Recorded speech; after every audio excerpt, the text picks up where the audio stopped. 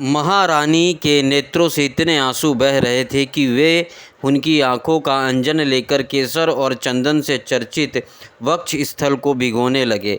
उनके बाल बिखर रहे थे तथा उनमें गूथे हुए फूल गिर रहे थे। इस प्रकार वे पुत्र के लिए कुरीरी पक्षी के समान उच्च स्वर में विविध प्रकार से विलाप कर रही थी। वे कहने लगी, अरे विधाता, सचमुच तू बड़ा मूर्ख है जो अपनी सृष्टि के प्रतिकूल चेष्टा करता है। बड़े आश्चर्य की बात है कि बूढ़े बूढ़े तो जीते रहे और बालक मर जाए। यदि वास्तव में तेरे स्वभाव में ऐसी ही विपरता है तो तू जीवों को अमर शत्रु है। यदि संसार में प्राणियों के जीवन मरण का कोई कर्म ना रहे तो वे अपने प्रारब्ध के अनुसार जन्मते मरते रहेंगे। फिर तेरी आवश्यकता ही क्या है? तूने संबंधियों में स्नेह बंधन तो इसलिए डाल रखा है कि तेरी सृष्टि को बढ़ाए, परंतु तू इस प्रकार बच्चों को मारकर अपने किए कराए पर अपने हाथों पानी फेर रहा है। फिर वे अपने मृत पुत्र की ओर देखकर कहने लगी, बेटा, मैं तुम्हारे बिना अनाथ और दीन हो रही हूँ। मुझे छोड़कर इस प्रकार चले जाना तुम्हारे लिए उचित नहीं है। तनिक आँख खोलकर देखो तो सही, तुम्हारे पिताजी तुम्हारे वियोग में कितना शोक संतप्त हो रहे हैं। बेटा, जिस घोर नरक को निसंतान पुरुष बड़ी कठिनाई से पार कर पाते हैं, उसे हम तुम्हारे सहारे अनायास ही पार कर लेंगे। अरे बेटा, तुम इस यमराज के साथ दूर मत जाओ, यह तो बड़ा ही निर्दयी है। मेरे प्यारे लल्ला, ओ राजकुमार, उठो बेटा, देखो तुम्हारे साथी बालक तुम्हें खेलने के लिए बुला रहे हैं। तुम सोते सोते बहुत देर हो गई, अब भूख लगने लगी होगी। उठो, कुछ खा लो, और कुछ नहीं तो मेरा दूध ही पी लो और अपने स्वजन संबंधी हम लोगों का शोक दूर करो। प्यारे लाल, आज मैं तुम्हारे मुखार विंद पर वह भोली भाली मुस्कुराहट और आनंद भरी चितवन नहीं देख पा रही हूँ। मैं बड़ी अभागिनी हूँ। हाय हाय, अब भी मुझे तुम्हारी सुमधुर तोतली बोली नहीं सुनाई दे रही है। क्या सचमुच निठुर यमराज तुम्हें उस परलोक में ले गया जहाँ से फिर कोई लौटकर नहीं आता? श्री सुखदेव जी कहते हैं, परीक्षित, जब सम्राट चित्रकेतु ने देखा कि मेरी रानी अपने मित्र पुत्र के लिए इस प्रकार भांति भांति से विलाप कर रही है, तब वे शोक से अत्यंत संतप्त हो फूट फूट कर रोने लगे। राजा रानी के इस प्रकार विलाप करने पर उनके अनुगामी स्त्री पुरुष भी दुखित होकर रोने लगे। इस प्रकार सारा नगर ही शोक से अचेत सा हो गया। राजन, महर्षि अंगिरा और देवर ऋषि नारद ने देखा कि राजा चित्रकेतु पुत्र शोक के कारण चेतनाहीन हो रहे हैं, यहाँ तक कि उन्हें समझाने वाला भी कोई नहीं है। तब वे दोनों वहाँ आए। 15वां अध्याय, चित्रकेतु को अंगिरा और नारद जी का उपदेश। श्री सुखदेव जी कहते हैं, परीक्षित, राजा चित्रकेतु शोकग्रस्त होकर मुर्दे के समान अपने मृत पुत्र के पास ही पड़े हुए थे। अब महर्षि अंगिरा और देवर ऋषि नारद उन्हें सुंदर सुंदर उक्तियों से समझाने लगे। उन्होंने कहा, राजेंद्र, जिसके लिए तुम इतना शोक कर रहे हो, वह बालक इस जन्म और पहले के जन्मों में तुम्हारा कौन था? उसके तुम कौन थे? और अगले जन्मों में भी उसके साथ तुम्हारा क्या संबंध रहेगा? जैसे जल के वेग से बालू के कण एक दूसरे से जुड़ते और बिछुड़ते रहते हैं, वैसे ही समय के प्रवाह में प्राणियों का भी मिलन और बिछोह होता रहता है। राजन, जैसे कुछ बीजों से दूसरे बीज उत्पन्न होते हैं और नष्ट हो जाते हैं, वैसे ही भगवान की माया से प्रेरित होकर प्राणियों से अन्य प्राणी उत्पन्न होते हैं और नष्ट हो जाते हैं। राजन, हम, तुम और हम लोगों के साथ इस जगत में जितने भी चराचर प्राणी वर्तमान हैं, वे सब अपने जन्म के पहले नहीं थे और मृत्यु के पश्चात नहीं रहेंगे। इससे सिद्ध है कि इस समय भी उनका अस्तित्व नहीं है, क्योंकि सत्य वस्तु तो सब समय एक सी रहती है। भगवान ही समस्त प्राणियों के अधिपति हैं। उनमें जन्म मृत्यु आदि विकार बिल्कुल नहीं है। उन्हें ना किसी की इच्छा है और ना उपेक्षा। वे अपने आप परतंत्र प्राणियों की सृष्टि कर लेते हैं और उनके द्वारा अन्य प्राणियों की रचना, पालन तथा संहार करते हैं। ठीक वैसे ही जैसे बच्चे घर घरौंदे खेल खिलौने बना बनाकर बिगाड़ते रहते हैं। परीक्षित, जैसे एक बीज से दूसरा बीज उत्पन्न होता है, वैसे ही पिता की देह द्वारा माता की देह से पुत्र की देह उत्पन्न होती है। पिता, माता और पुत्र जीव के रूप में देही हैं और ब्राह्म दृष्टि से केवल शरीर। उनमें देही जीव घट आदि कार्यों में पृथ्वी के समान नित्य है। राजन, जैसे एक ही मूर्ति का रूप वस्तु में घटत्व आदि जाति और घट आदि व्यक्तियों का विभाग केवल कल्पना मात्र है, उसी प्रकार यह देही और देह का विभाग भी अनादि और अविद्या कल्पित है। श्री सुखदेव जी कहते हैं, राजन, जब महर्षि अंगिरा और देवर्षि नारद ने इस प्रकार राजा चित्रकेतु को समझाया बुझाया, तब उन्होंने कुछ धीरज धारण करके शोक से मुरझाए हुए मुख को हाथों से पोंछा और उनसे कहा। राजा चित्रकेतु बोले, आप दोनों परम ज्ञानवान और महान से भी महान जान पड़ते हैं तथा अपने को अवधूत वेश में छिपा कर यहाँ आए हैं। कृपा करके बतलाइए, आप लोग हैं कौन? मैं जानता हूँ कि बहुत से भगवान के प्यारे ब्रह्मवेत्ता मेरे जैसे विषय आसक्त प्राणियों को उपदेश करने के लिए उन्मुक्त का सा वेश बनाकर पृथ्वी पर स्वच्छंद विचरण करते हैं। सनत कुमार नारद, ऋषभु, अंगिरा, देवल, आसित, अपांतरंतम, व्यास, मार्कंडे, गौतम, वशिष्ठ, भगवान परशुराम, कपिल देव, सुखदेव, दुर्वासा, यज्ञ वल्कई, जातुकण्य, आरुणि, रोमश, च्यवन, दत्तात्रेय, आसुरी, पतंजलि, वेदशिरा, बोधिमुनि, पत्रशिरा, हिरण्याभ, कौसल्य, श्रुतदेव और ऋतुध्वज, ये सब तथा दूसरे सिद्धेश्वर ऋषि मुनि ज्ञान दान करने के लिए पृथ्वी पर विचरते रहते हैं। स्वामियों, मैं विषय भोगों से फंसा हुआ मूढ़ बुद्धि ग्राम्य पशु हूँ और अज्ञान के घोर अंधकार में डूब रहा हूँ। आप लोग मुझे ज्ञान की ज्योति से प्रकाश के केंद्र में लाइए। महर्षि अंगिरा ने कहा, राजन, जिस समय तुम पुत्र के लिए बहुत लालायित थे, तब मैंने ही तुम्हें पुत्र दिया था। मैं अंगिरा हूँ। ये जो तुम्हारे सामने खड़े हैं स्वयं ब्रह्मा जी के पुत्र सर्वसमर्थ देवर्षि नारद हैं। जब हम लोगों ने देखा कि तुम पुत्र शोक के कारण बहुत ही घने अज्ञान अंधकार में डूब रहे हो, तब सोचा कि तुम भगवान के भक्त हो, शोक करने योग्य नहीं हो, अतः तुम पर अनुग्रह करने के लिए ही हम दोनों यहाँ आए हैं। राजन, सच्ची बात तो यह है कि जो भगवान और ब्राह्मणों का भक्त है, उसे किसी अवस्था में शोक नहीं करना चाहिए। जिस समय पहल में तुम्हारा घर आया था, उसी समय मैं तुम्हें परम ज्ञान का उपदेश देता, परंतु मैंने देखा कि अभी तो तुम्हारे हृदय में पुत्र की उत्कट लालसा है, इसलिए उस समय तुम्हें ज्ञान ना देकर मैंने पुत्र ही दिया। अब तुम स्वयं अनुभव कर रहे हो कि पुत्रवानों को कितना दुख होता है। यह बात स्त्री, घर, धन, विविध प्रकार के ऐश्वर्य, संपत्तियाँ, शब्द, रूप, रस आदि विषय, राज्य, वैभव, पृथ्वी, राज्य, सेना, खजाना, सेवक, अमात्य, सगे संबंधी, इष्ट मित्र सबके लिए है, क्योंकि ये सब के सब अनित्य हैं।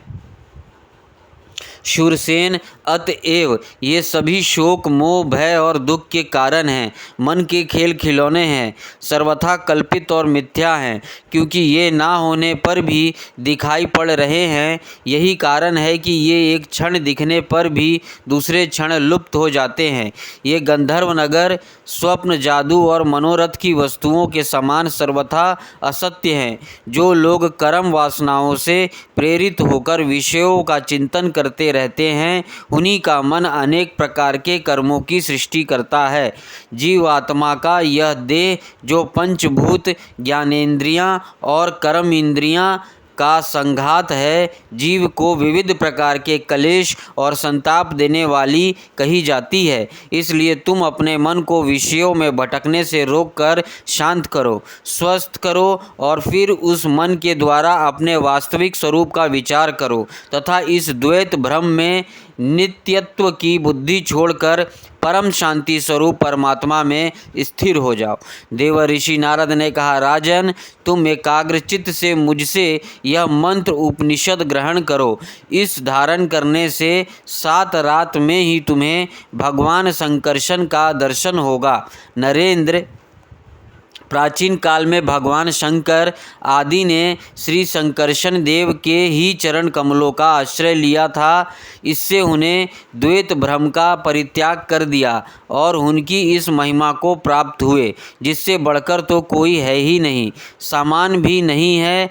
तुम भी बहुत शीघ्र ही भगवान के उस परम पद को प्राप्त कर लोगे। 16वां अध्याय चित्रकेतु का वैराग्य तथा संकर्षण देव के दर्शन। श्री सुखदेव जी कहते हैं, परीक्षित, तदनंतर देव ऋषि नारद ने मृत राजकुमार के जीवात्मा को शोकाकुल स्वजनों के समान सामने प्रत्यक्ष बुलाकर कहा। देव ऋषि नारद ने कहा, जीवात्मन, तुम्हारा कल्याण हो। देखो, तुम्हारे माता पिता सहृदय संबंधी तुम्हारे वियोग से अत्यंत शोकाकुल हो रहे हैं, इसलिए तुम अपने शरीर में आ जाओ और शेष आयु अपने सगे संबंधियों के साथ ही रहकर व्यतीत करो। अपने पिता के दिए हुए भोगों को भोगो और राज सिंहासन पर बैठो। जीवात्मा ने कहा, देवर्षि नारद, मैं अपने कर्मों के अनुसार देवता, मनुष्य, पशु, पक्षी आदि योनियों में ना जाने कितने जन्मों से भटक रहा हूँ। उनमें से ये लोग किस जन्म में मेरे माता पिता हुए। विभिन्न जन्मों में सभी एक दूसरे के भाई बंधु, नाती गोती, शत्रु मित्र, मध्यस्थ, उदासीन और द्वेषी होते रहते हैं। जैसे स्वर्ण आदि क्रय विक्रय की वस्तुएं एक व्यापारी से दूसरे के पास आती जाती रहती है, वैसे ही जीव भी भिन्न भिन्न योनियों में उत्पन्न होता रहता है। इस प्रकार विचार करने से पता लगता है कि मनुष्य की अपेक्षा अधिक दिन ठहरने वाले सुवर्ण आदि पदार्थों का संबंध भी मनुष्य का साथ स्थायी नहीं है, क्षणिक ही होता है, और जब तक जिसका जिस वस्तु से संबंध रहता है तभी तक उसकी उस वस्तु में ममता भी रहती है।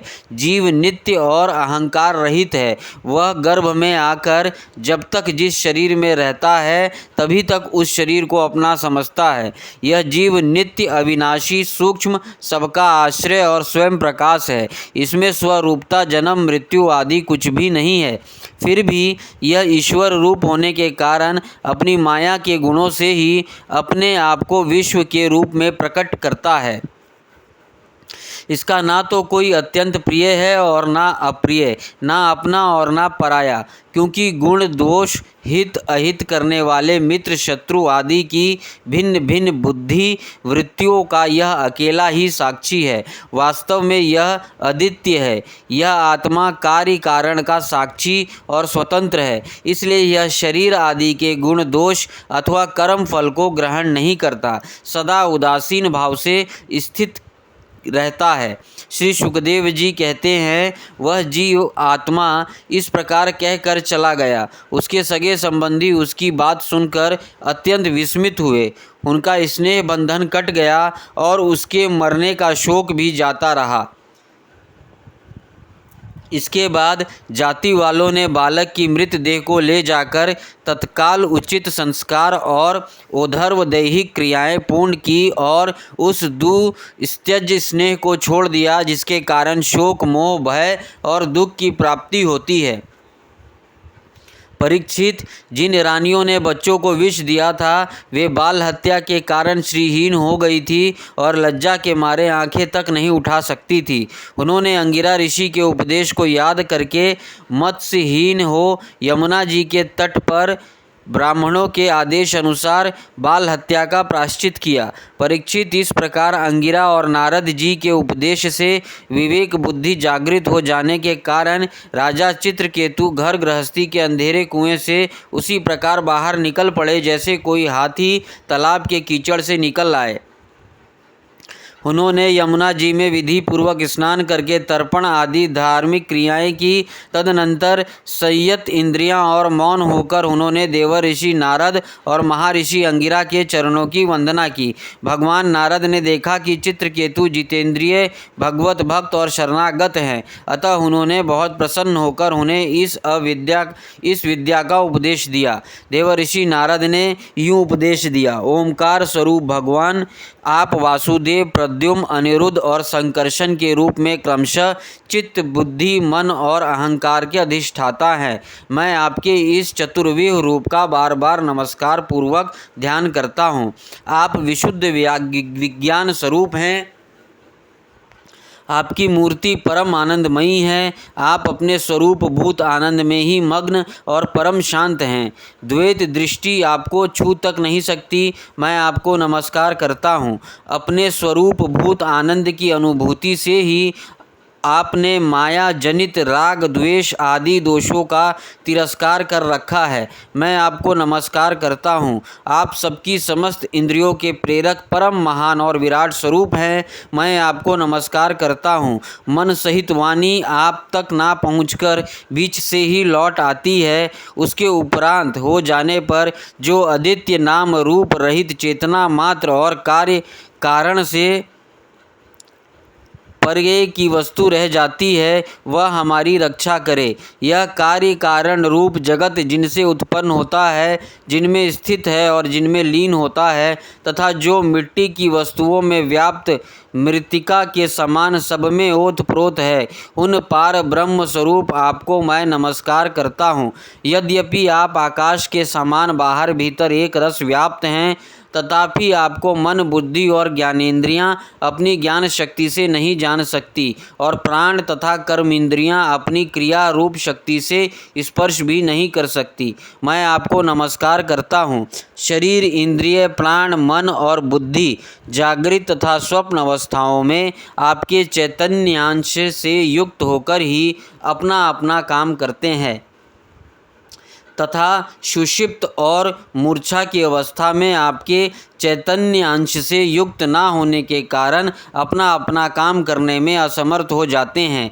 ठीक वैसे ही जैसे लोहा अग्नि से तप्त होने पर जला सकता है, अन्यथा नहीं। जिसे दृष्टा कहते हैं वह भी आपका ही एक नाम है। जागृत आदि अवस्थाओं में आप उसे स्वीकार कर लेते हैं। वास्तव में आपसे पृथक उनका कोई अस्तित्व नहीं है। ओमकार स्वरूप महाप्रभावशाली महाविभूतिपति भगवान महापुरुष को नमस्कार है। श्रेष्ठ भक्तों को समुदाय अपने कर कमलों की कलियों से अपने युगल चरण कमलों की सेवा में संलग्न रहता है। प्रभो, आप ही सर्वश्रेष्ठ हैं। मैं आपको बार बार नमस्कार करता हूँ। श्री सुखदेव जी कहते हैं, परीक्षित, देवर्षि नारद अपने शरणागत भक्त चित्रकेतु को इस विद्या का उपदेश करके महर्षि अंगिरा के साथ ब्रह्मलोक को चले गए। राजा चित्रकेतु ने देवर्षि नारद के द्वारा उपदिष्ट विद्या का उनके आज्ञा अनुसार 7 दिन तक केवल जल पीकर बड़ी एकाग्रता के साथ अनुष्ठान किया। तदनंतर इस विद्या के अनुष्ठान से 7 रात के पश्चात राजा चित्रकेतु को विद्याधरों का अखंड आधिपत्य प्राप्त हुआ।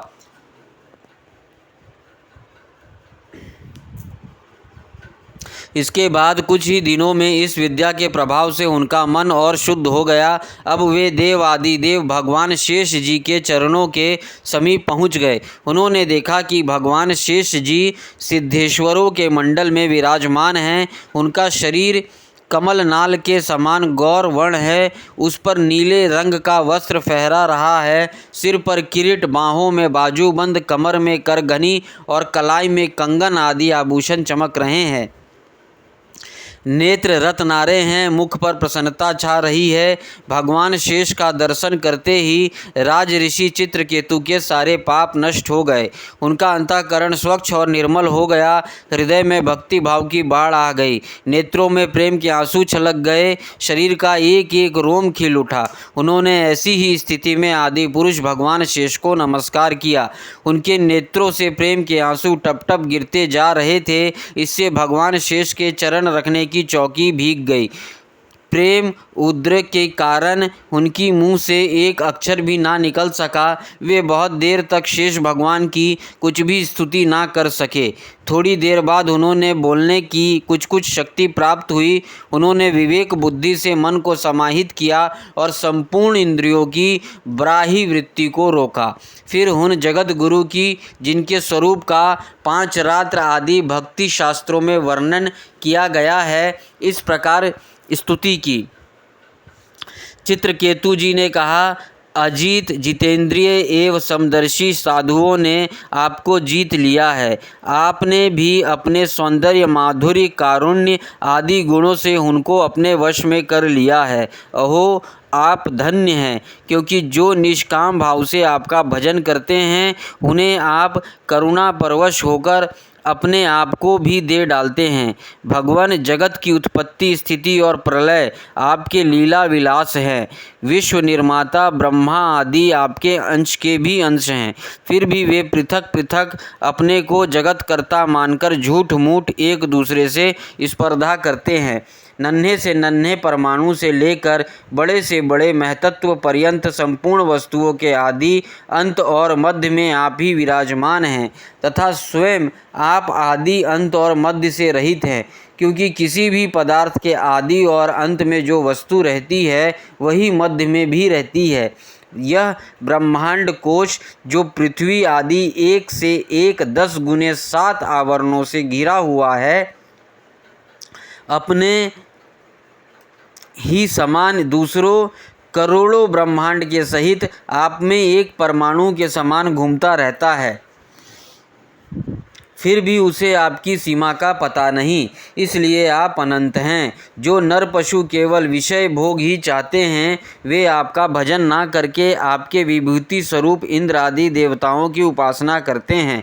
प्रभो, जैसे राजकुल का नाश होने के पश्चात उसके अनुयायियों की जीविका भी जाती रहती है, वैसे ही क्षुद्र उपास्य देवों का नाश होने पर उनके दिए हुए भोग भी नष्ट हो जाते हैं। परमात्मन, आप ज्ञान स्वरूप और निर्गुण हैं, इसलिए आपके प्रति की हुई साकाम भावना भी अन्यान्य कर्मों के समान जन्म मृत्यु रूप फल देने वाली नहीं होती।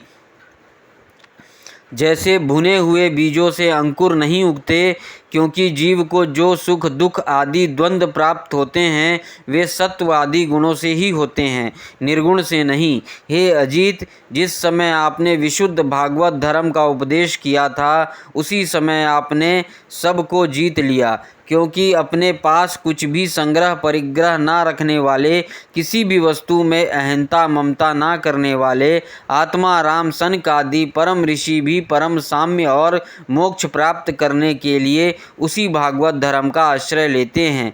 वह भागवत धर्म इतना शुद्ध है कि उसमें साकाम धर्मों के समान मनुष्यों की यह विषम बुद्धि नहीं होती और यह मैं हूँ, यह मेरा है, यह तू है और यह तेरा है। इसके विपरीत जिस धर्म के मूल में ही विषमता का बीज बो दिया जाता है, वह तो अशुद्ध, नाशवान और अधर्म बहुल होता है।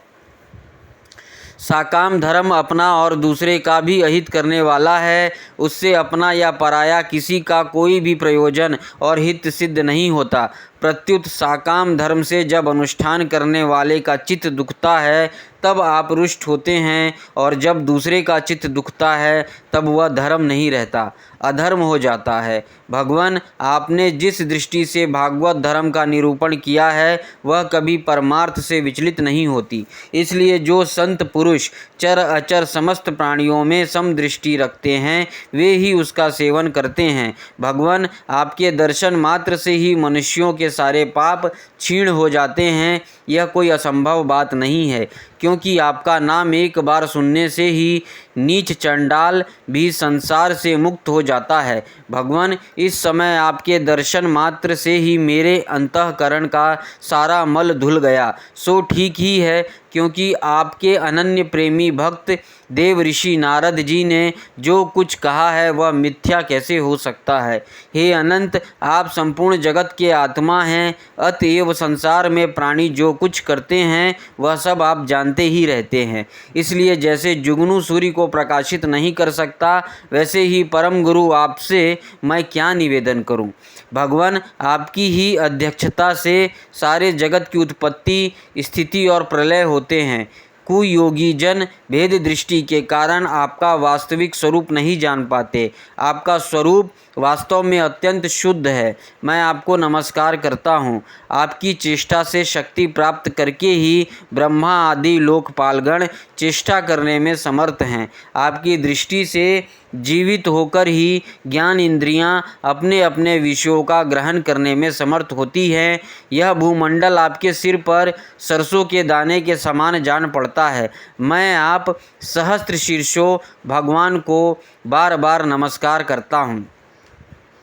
श्री सुखदेव जी कहते हैं, परीक्षित, जब विद्याधरों के अधिपति चित्रकेतु ने अनंत भगवान की इस प्रकार स्तुति की, तब उन्होंने प्रसन्न होकर उनसे कहा। श्री भगवान ने कहा, चित्रकेतु, देवषि नारद और महर्षि अंगिरा ने तुम्हें जो मेरे संबंध में जिस विद्या का उपदेश दिया है, उससे और मेरे दर्शन से तुम्हें भली भांति सिद्ध हो चुके हो। मैं ही समस्त प्राणियों के रूप में हूँ, मैं ही उनका आत्मा हूँ और मैं ही पालन करता भी हूँ। शब्द ब्रह्म और पर ब्रह्म दोनों ही मेरे सनातन रूप हैं।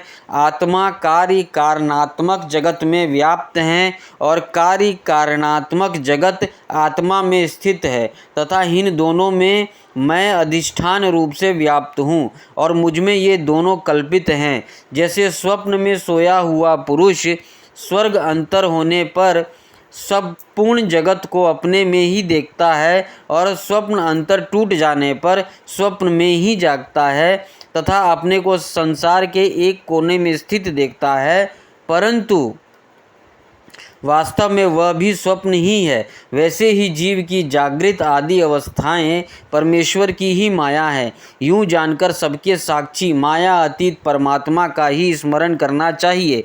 सोया हुआ पुरुष जिसकी सहायता से अपनी निद्रा और उसकी अति इंद्रियों सुख का अनुभव करता है, वह ब्रह्मा मैं ही हूँ। उसे तुम अपनी आत्मा समझो। पुरुष निद्रा और जागृति इन दोनों अवस्थाओं का अनुभव करने वाला है। वह उन अवस्थाओं में अनुगत होने पर भी वास्तव में उनसे पृथक है। वह सब अवस्थाओं में रहने वाला अखंड एक रस ज्ञान ही ब्रह्म है, वही पर ब्रह्म है। तब जीव मेरे स्वरूप को भूल जाता है, तब वह अपने को अलग मान बैठता है। इसी से उसे संसार के चक्कर में पड़ना पड़ता है और जन्म पर जन्म तथा मृत्यु पर मृत्यु प्राप्त होती है। यह मनुष्य योनि ज्ञान और विज्ञान का मूल स्रोत है। जो इसे पाकर भी अपने आत्मा स्वरूप परमात्मा को नहीं जान लेता, उसे कहीं किसी भी योनि में शांति नहीं मिल सकती। राजन, सांसारिक सुख के लिए जो चेष्टाएं की जाती हैं उनमें श्रम है, कलेश है, और जिस परम सुख के उद्देश्य से वे की जाती हैं उसके ठीक विपरीत परम दुख देती है। किंतु कर्मों से निर्विक्त हो जाने में किसी प्रकार का भय नहीं है। यह सोचकर बुद्धिमान पुरुष को चाहिए कि किसी प्रकार के कर्म अथवा उनके फलों को संकल्प ना करे। जगत के सभी स्त्री पुरुष इसलिए कर्म करते हैं कि उन्हें सुख मिले और उनको दुखों से पिंड छूटे, परंतु उन कर्मों से ना तो उनका दुख दूर होता है और ना उन्हें सुख की ही प्राप्ति होती है। जो मनुष्य अपने को बहुत बड़ा बुद्धिमान मानकर कर्म के पचड़ों में पड़े हुए, उनको विपरीत फल मिलता है। यह बात समझ लेनी चाहिए। साथ ही यह भी जान लेना चाहिए कि आत्मा का स्वरूप अत्यंत सूक्ष्म है। जागृत, स्वप्न, सुषिप्त इन तीनों अवस्थाओं तथा इनके अभिमानियों से विलक्षण है। यह जानकर इस लोक में देखे और परलोक के सुने हुए विषय भोगों से विवेक बुद्धि के द्वारा अपना पिंड छुड़ा ले और ज्ञान तथा विज्ञान में ही संतुष्ट रहकर मेरे भक्त हो जाएं। जो लोग योग मार्ग का तत्व समझने में निपुण हैं, उनको भली भांति समझ लेना चाहिए कि जीव का सबसे बड़ा स्वार्थ और परमार्थ केवल इतना ही है कि वह ब्रह्म और आत्मा की एकता का अनुभव कर ले। राजन, यदि तुम मेरे इस उपदेश को सावधान होकर श्रद्धा भाव से धारण करोगे तो ज्ञान एवं विज्ञान से संपन्न होकर शीघ्र ही सिद्ध हो जाओगे। श्री सुखदेव जी कहते हैं, राजन, जगत गुरु विश्वात्मा भगवान श्री हरि चित्रकेतु को इस प्रकार समझा बुझाकर उनके सामने ही वहाँ से अंतर्धान हो गए। 17वां अध्याय। चित्रकेतु को पार्वती जी का शाप। श्री सुखदेव जी कहते हैं, परीक्षित, विद्याधर चित्रकेतु जिस दिशा में भगवान संकर्षण अंतर्धान हुए थे उसे नमस्कार करके आकाश मार्ग से स्वच्छंद विचरने लगे। महायोगी चित्रकेतु करोड़ों वर्षों तक सब प्रकार के संकल्पों को पूर्ण करने वाली सुमेरु पर्वत की घाटियों में विहार करते रहे। उनके शरीर का बल और इंद्रियों की शक्ति अक्षुण्ण रही। बड़े बड़े मुनि सिद्ध चारण उनकी स्तुति करते रहते। उनकी प्रेरणा से विद्याधरों की स्त्रियां उनके पास सर्वशक्तिमान भगवान के गुण और लीलाओं का गान करती रहती। एक दिन चित्रकेतु भगवान के दिए हुए तेजोमय विमान पर सवार होकर कहीं जा रहे थे। इसी समय उन्होंने देखा कि भगवान शंकर बड़े बड़े मुनियों की सभा में सिद्ध चरणों के बीच बैठे हुए हैं और साथ ही भगवती पार्वती को अपने गोद में बैठाकर एक हाथ से उन्हें आलिंगन किए हुए हैं। यह देखकर चित्रकेतु विमान पर चढ़े हुए ही उनके पास चले गए और पार्वती को सुनाकर जोर से हंसने और कहने लगे। चित्रकेतु ने कहा, अहो, ये सारे जगत के धर्म शिक्षक और गुरुदेव हैं। ये समस्त प्राणियों में श्रेष्ठ हैं। इनकी यह दशा है कि भरी सभा में अपनी पत्नी को शरीर से चिपका कर बैठे हुए हैं।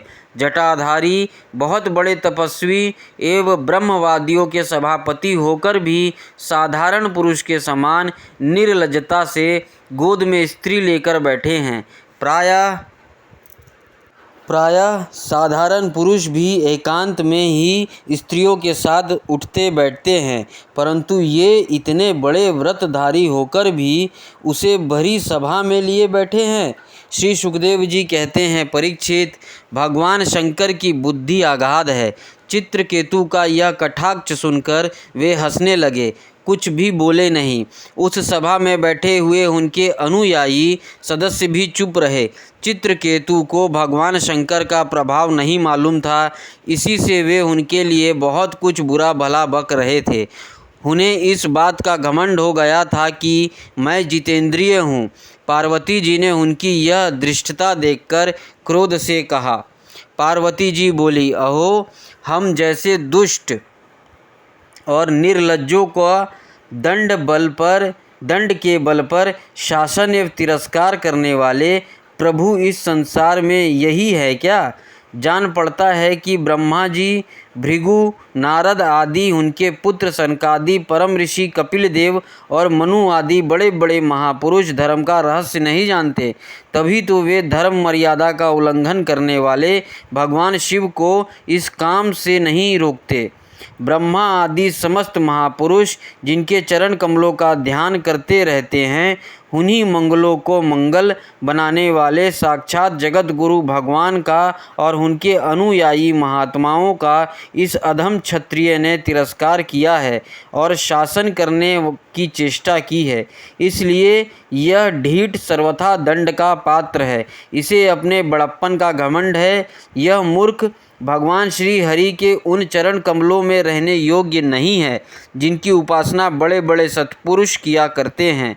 चित्रकेतु को संबोधन कर, अतः दुर्मते, तुम पापमय असुर योनि में जाओ। ऐसा होने से बेटा तुम फिर कभी किसी महापुरुष का अपराध नहीं कर सकोगे।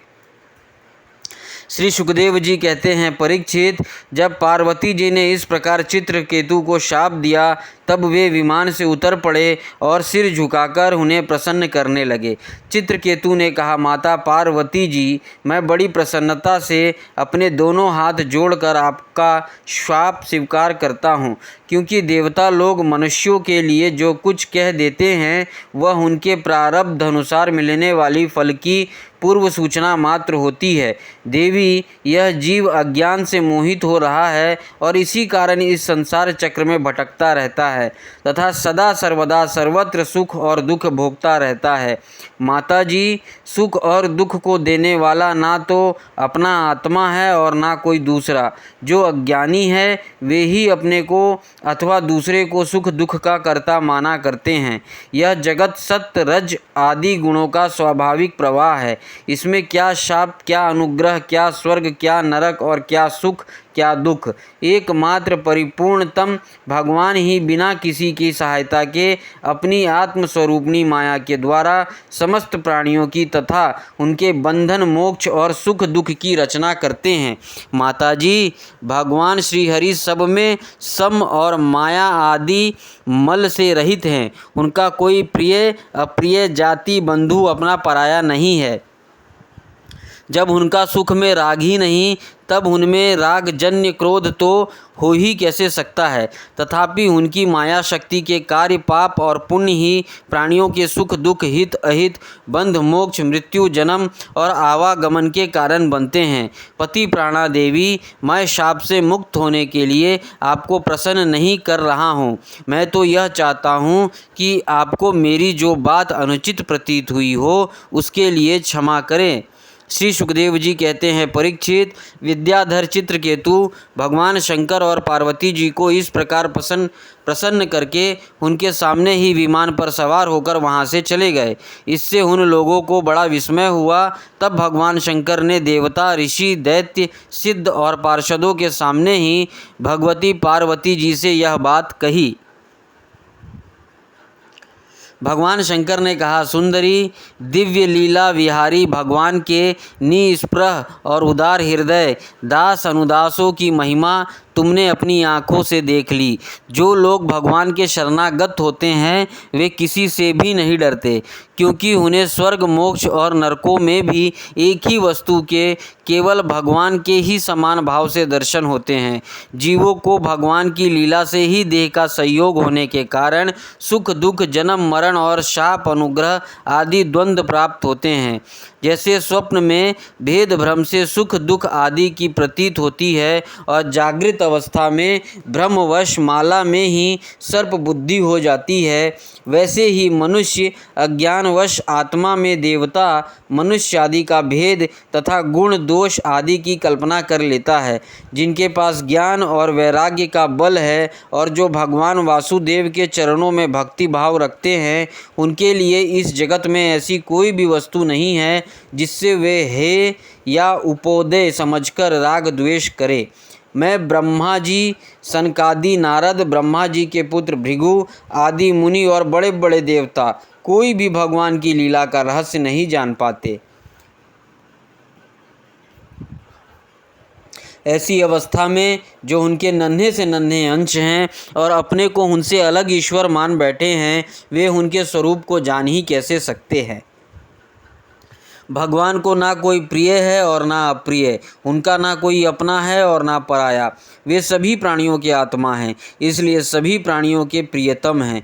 प्रिय, यह परम भगवान चित्रकेतु उन्हीं का प्रिय अनुचर, शांत एवं समदर्शी है और मैं भगवान श्री हरि का ही प्रिय हूँ। इसलिए तुम्हें भगवान के प्यारे भक्त, शांत समदर्शी महात्मा पुरुषों के संबंध में किसी प्रकार का आश्चर्य नहीं करना चाहिए। श्री सुखदेव जी कहते हैं, परीक्षित, भगवान शंकर का यह भाषण सुनकर भगवती पार्वती की चित्रवृत्ति शांत हुई और उनका विस्मय जाता रहा। भगवान के परम प्रेमी भक्त चित्रकेतु भी भगवती पार्वती को बदले में शाप दे सकते थे, परंतु उन्होंने शाप ना देकर उनका शाप सिर चढ़ा लिया। यही साधु पुरुष का लक्षण है।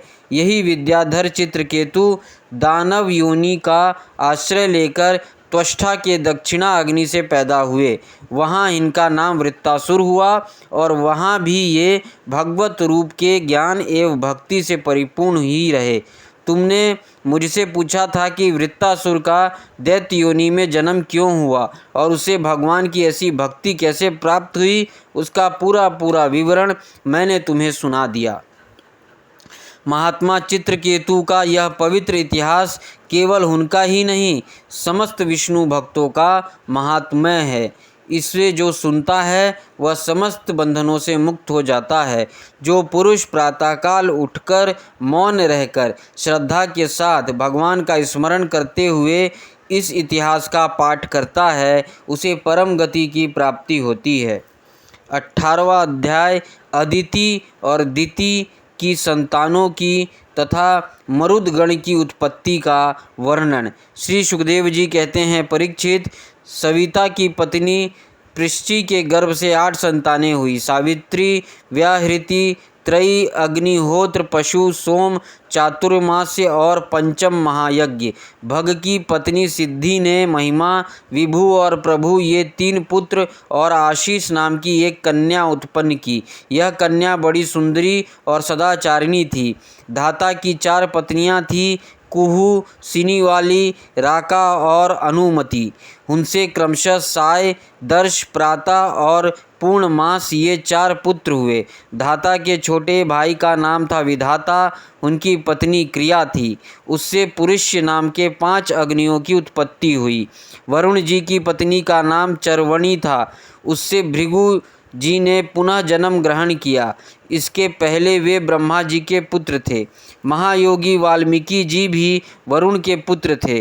वाल्मीकि से पैदा होने के कारण ही उनका नाम वाल्मीकि पड़ा गया था।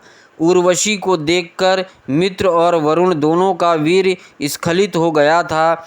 उसे उन लोगों ने घड़े में रख दिया। उसी से मुनिवर अगस्त्य और वशिष्ठ जी का जन्म हुआ। मित्र की पत्नी थी रेवती, उसके 3 पुत्र हुए, उत्सर्ग, अरिष्ट और पीपल। प्रिय परीक्षित, देवराज इंद्र की पत्नी थी पुलोमनंदिनी शची। उनसे हमने सुना है उन्होंने 3 पुत्र उत्पन्न किए, जयंत, ऋषभ और मीड़वान। स्वयं भगवान विष्णु ही बलि पर अनुग्रह करने और इंद्र का राज्य लौटाने के लिए माया से वामन उपेंद्र के रूप में अवतीर्ण हुए थे। उन्होंने 3 पग पृथ्वी मांगकर तीनों लोक नाप लिए थे। उनकी पत्नी का नाम था कीर्ति, उससे वृह अक्षलोक नाम का पुत्र हुआ। उसके सौभग आदि कई संतानें हुई। कश्यप नंदन भगवान वामन ने माता आदिति के गर्भ से क्यों जन्म लिया और इस अवतार में उन्होंने कौन से गुण लीलाएं और पराक्रम प्रकट किए, इसका वर्णन मैं आगे 8वें स्कंध में करूँगा। प्रिय परीक्षित, अब मैं कश्यप जी की दूसरी पत्नी दिति से उत्पन्न होने वाली उस संतान परंपरा का वर्णन सुनाता हूँ, जिससे भगवान के प्यारे भक्त श्री प्रहलाद जी और बलि का जन्म हुआ। दिति के दैत्य और दानवों के वंदनीय 2 ही पुत्र हुए, हिरण्याकश्यपु और हिरण्याक्ष। इनके संक्षिप्त कथा मैं तुम्हें 3रे स्कंध में सुना चुका हूँ। हिरण्यकश्यपु की पत्नी दानवी कयादु थी। उसके पिता जंभ ने उसका विवाह हिरण्याकश्यपु से कर दिया था। कयादु के 4 पुत्र हुए, सहलाद, अनुहाद, हाद और प्रहलाद। इनकी सिंघी का नाम की एक बहन भी थी। उसका विवाह विप्रचित नाम के दानव से हुआ। उससे राहु नाम की पुत्र की उत्पत्ति हुई। यही वह राहु है जिसका सिर अमृतपान के समय मोहिनी रूपधारी भगवान ने चक्र से काट लिया था। सहात की पत्नी थी कृति, उससे पंचजन नाम का पुत्र उत्पन्न हुआ। हार्द की पत्नी थी धमनी, उसके 2 पुत्र हुए, वातापी और इलवल। इस इलवल ने ही महर्षि अगस्त के अतिथि के समय वातापी को पका कर उन्हें खिला दिया था। अनुहाद की पत्नी सुरम्या थी, उसके 2 पुत्र हुए, वाशकाल और महिषासुर। प्रहलाद का पुत्र था विरोचन, उसकी पत्नी देवी के गर्भ से दैत्यराज बलि का जन्म हुआ। बलि की पत्नी का नाम अशना था, उससे बाण आदि 100 पुत्र हुए। दैत्यराज बलि की महिमा गान करने योग्य है, उसे मैं आगे 8वें स्कंद में सुनाऊंगा। बलि का पुत्र बाणासुर भगवान शंकर की आराधना करके उनके गुणों का मुखिया बन गया। आज भी भगवान शंकर उसके नगरी की रक्षा करने के लिए उसके पास ही रहते हैं। दिति के हिरण्याकश्यपु और हिरण्याक्ष के अतिरिक्त 49 पुत्र और थे। उन्हें मरुदगण कहते हैं। वे सब निसंतान रहे। देवराज इंद्र ने उन्हें अपने ही समान देवता बना लिया। राजा परीक्षित ने पूछा, भगवान, मरुदगण ने ऐसा कौन सा सत्कर्म किया था जिसके कारण वे अपने जन्मजात असुरोचित भाव को छोड़ सके और देवराज इंद्र के द्वार देवता बना लिए गए? ब्राह्मण, मेरे साथ यहाँ की सभी ऋषि मंडली यह बात जानने के लिए अत्यंत उत्सुक हो रही है, अतः आप कृपा करके विस्तार से वह रहस्य बतलाइए। सूत जी कहते हैं, शौनक जी, राजा परीक्षित का प्रश्न थोड़े शब्दों में बड़ा सारगर्भित था। उन्होंने बड़े आदर से पूछा भी था, इसलिए सर्वज्ञ श्री सुखदेव जी महाराज ने बड़े ही प्रसन्न चित्त से उनका अभिनंदन करके यूं कहा। श्री सुखदेव जी कहने लगे, परीक्षित, भगवान विष्णु ने इंद्र का पक्ष लेकर दिति के दोनों पुत्र हिरण्याकश्यपु और हिरण्याक्ष को मार डाला। अतः दिति शोक की आग से उद्दीप्त क्रोध से जलकर इस प्रकार सोचने लगी, सचमुच इंद्र बड़ा विषयी, क्रूर और निर्दयी है। राम राम, उसने अपने भाइयों को ही मरवा डाला। वह दिन कब होगा जब मैं भी उस पापी को मरवा कर आराम से सोऊंगी। लोग राजाओं के देवताओं को शरीर को प्रभु कहकर पुकारते हैं, परंतु एक दिन वह क्रीड़ा, विष्ठा या राख का ढेर हो जाता है। इसके लिए जो दूसरे प्राणियों को सताता है उसे अपने सच्चे स्वार्थ और परमार्थ का पता नहीं है, क्योंकि इससे तो नरक में जाना पड़ेगा। मैं समझती हूँ इंद्र अपने शरीर को नित्य मानकर मतवाला हो रहा है, उसे अपने विनाश का पता ही नहीं। अब मैं वह उपाय करूँगी जिससे मुझे ऐसा पुत्र प्राप्त होगा जो इंद्र का घमंड चूर चूर कर दे। दिति अपने मन में ऐसा विचार करके सेवा, शुश्रूषा, विनय, प्रेम और जितेंद्रियता आदि के द्वारा निरंतर अपने पतिदेव कश्यप जी को प्रसन्न रखने लगी। वह अपने पतिदेव के हृदय का एक एक भाव जानती रहती थी और परम प्रेम भाव, मनोहर एवं मधुर भाषण तथा मुस्कान भरी तिरछी चितवन से उनका मन अपनी ओर आकर्षित करती रहती थी। कश्यप जी महाराज बड़े विद्वान और विचारवान होने पर भी चतुर दिति की सेवा से मोहित हो गए और उन्होंने विवश होकर यह स्वीकार कर लिया कि मैं तुम्हारी इच्छा पूर्ण करूँगा। स्त्रियों के संबंध में यह कोई आश्चर्य की बात नहीं है। सृष्टि के प्रभात में ब्रह्मा जी ने देखा कि सभी जीव असंग हो रहे हैं, तब उन्होंने अपने आधे शरीर से स्त्रियों की रचना की और स्त्रियों ने पुरुषों की मति अपनी ओर आकर्षित कर ली। हाँ तो भैया, मैं कह रहा था कि दिति ने भगवान कश्यप की बड़ी सेवा की, इससे वे उस पर बहुत ही प्रसन्न हुए। उन्होंने दिति का अभिनंदन करते हुए उससे मुस्कुरा कर कहा। कश्यप जी ने कहा, अनिंद सुंदरी प्रिय, मैं तुम पर प्रसन्न हूँ। तुम्हारी जो इच्छा हो मुझसे मांग लो। पति के प्रसन्न हो जाने पर पत्नी के लिए लोक या परलोक में कौन सी अभीष्ट वस्तु दुर्लभ है। शास्त्रों में यह बात स्पष्ट कही गई है कि पति ही स्त्रियों का परम आराध्य इष्ट देव है।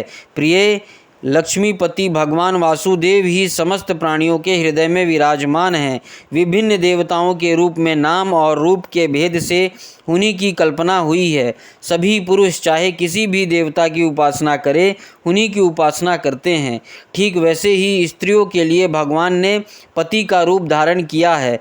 वे उनके उसी रूप में पूजा करती हैं। इसलिए प्रिय, अपना कल्याण चाहने वाली पतिव्रता स्त्रियां अनन्य प्रेम भाव से अपने पति देव की ही पूजा करती है, क्योंकि पति देव ही उनके परम प्रियतम आत्मा और ईश्वर है। कल्याणी, तुमने बड़े प्रेम भाव से भक्ति से मेरा वैसे ही पूजा की है। अब मैं तुम्हारी सब अभिलाषाएं पूर्ण कर दूंगा। असतियों के जीवन में ऐसा होना अत्यंत दुर्लभ है। दिति ने कहा, ब्राह्मण, इंद्र ने विष्णु के हाथों मेरे 2 पुत्र मरवाकर मुझे निपुति बना दिया है।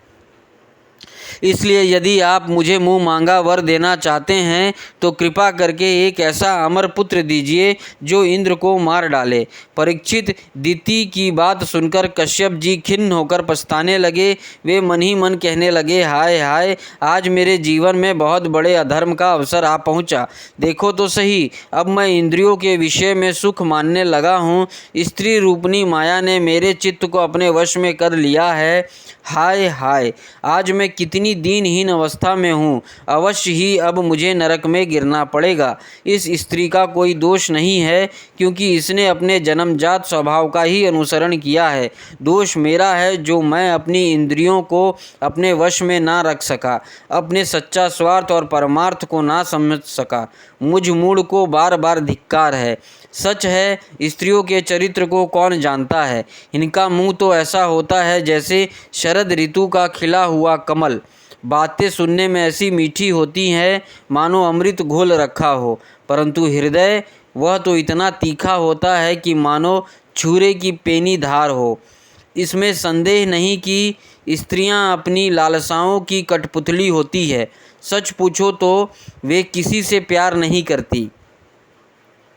स्वार्थवश वे अपने पति, पुत्र और भाई तक को मार डालती है या मरवा डालती है।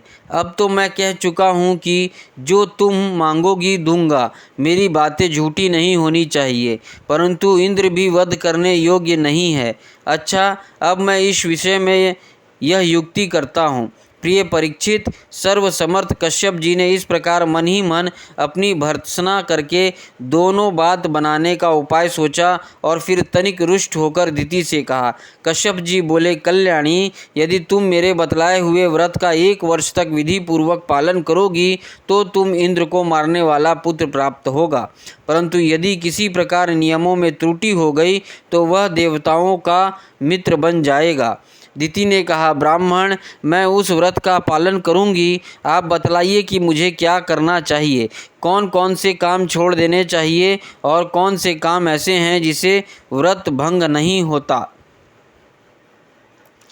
कश्यप जी ने उत्तर दिया, प्रिय, इस व्रत में किसी भी प्राणी को मन, वाणी या क्रिया के द्वारा सताए नहीं, किसी को शाप या गाली ना दे, झूठ ना बोले, शरीर के नख और रोए ना काटे और किसी भी अशुभ वस्तु का स्पर्श ना करे, जल में घुसकर स्नान ना करे, क्रोध ना करे, दुर्जनों से बातचीत ना करे, बिना धूला वस्त्र ना पहने और किसी की पहनी हुई माला ना पहने, झूठा ना खाए, भद्रकाली का प्रसाद या मांस युक्त अन्न का भोजन ना करे, शूद्र का लाया हुआ और राजस्वला का देखा हुआ अब अन्न भी ना खाए और अंजुलि से जलपान ना करे, झूठे मुंह बिना आचमन किए, संध्या के समय बाल खोले हुए, बिना श्रृंगार के, वाणी का संयम किए बिना और बिना चद्दर ओढ़े घर से बाहर ना निकले, बिना पैर धोए अपवित्र अवस्था में गीले पांवों से उत्तर या पश्चिम सिर करके दूसरे के साथ नग्न अवस्था में तथा सुबह शाम सोना नहीं चाहिए। इस प्रकार इन निषिद्ध कर्मों का त्याग करके सर्वदा पवित्र रहे, धूला वस्त्र धारण करे और सभी सौभाग्य के चिन्हों से सुसज्जित रहे। प्रातःकाल कलेवा करने के पहले ही गाय, ब्राह्मण, लक्ष्मी जी और भगवान नारायण की पूजा करे। इसके बाद पुष्पमाला, चंदन आदि सुगंध द्रव्य, नैवेद्य और आभूषणों आदि से सुहागिनी स्त्रियों की पूजा करे तथा पति की पूजा करके उसकी सेवा में संलग्न रहे और यह भावना करती रहे कि पति का तेज मेरी कोख में स्थित है। प्रिय, इस व्रत का नाम पुष्वन है। यदि 1 वर्ष तक तुम इसे बिना किसी त्रुटि के पालन कर सकोगी तो तुम्हारी कोख से इंद्रघाती पुत्र उत्पन्न होगा। परीक्षित, दिति बड़ी मनस्वनी और दृढ़ निश्चय वाली थी। उसने बहुत ठीक कहकर उनकी आज्ञा स्वीकार कर ली। अब दिति अपनी कोख में भगवान कश्यप का वीर और जीवन में उनका बतलाया हुआ व्रत धारण करके अनायास ही नियमों का पालन करने लगी। प्रिय परीक्षित, देवराज इंद्र अपनी मौसी दिति का अभिप्राय जान बड़ी बुद्धिमानी से अपना वेश बदलकर दिति के आश्रम पर आए और उसकी सेवा करने लगे। वे दिति के लिए प्रतिदिन समय समय पर वन से फूल फल, कंद मूल, समिधा, कुश, पत्ते, दूब, मिट्टी और जल लाकर उसकी सेवा में समर्पित करते। राजन, जिस बहेलिया हरिण को मारने के लिए हरिण की सी सूरत बनाकर उसके पास जाता है, वैसे ही देवराज इंद्र भी कपट वेश धारण करके व्रत परायणा दिति के व्रत पालन की त्रुटि पकड़ने के लिए उसकी सेवा करने लगे।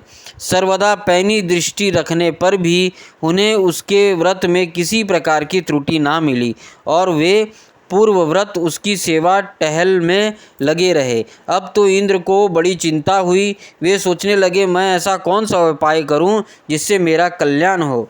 दिति व्रत के नियमों का पालन करते करते बहुत दुर्बल हो गई। विधाता ने भी उसे मोह में डाल दिया। इसलिए एक दिन संध्या के समय झूठे मुंह, बिना आचमन किए और बिना पैर धोए ही वह सो गई। योगेश्वर इंद्र ने देखा कि यह अच्छा अवसर हाथ लगा। वे योग बल से झटपट सोई हुई दिति के गर्भ में प्रवेश कर गए। उन्होंने वहां जाकर सोने के समान चमकते हुए गर्भ के वज्र के द्वारा 7 टुकड़े कर दिए। जब वह गर्भ रोने लगा तब उन्होंने मत रो यह कहकर 7 टुकड़ों में से एक एक और भी 7 टुकड़े कर दिए। राजन, जब इंद्र उनके टुकड़े टुकड़े करने लगे तब उन सबों ने हाथ जोड़कर इंद्र से कहा, देवराज, तुम्हें हम क्यों मार रहे हो? तुम हमें क्यों मार रहे हो? हम तो तुम्हारे भाई मरुदगण हैं।